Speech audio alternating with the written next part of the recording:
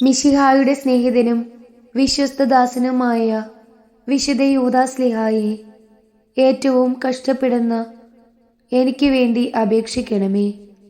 യാതൊരു സഹായവും ബലസിദ്ധിയുമില്ലാതെ വരുന്ന സന്ദർഭത്തിൽ ഏറ്റവും ത്വരിതവും ഗോചരവുമായ സഹായം ചെയ്യുന്നതിന് അങ്ങേക്ക് വിശേഷവിധിയായി കിട്ടിയിരിക്കുന്ന അനുഗ്രഹത്തെ അങ്ങ് ഉപയോഗിക്കണമേ.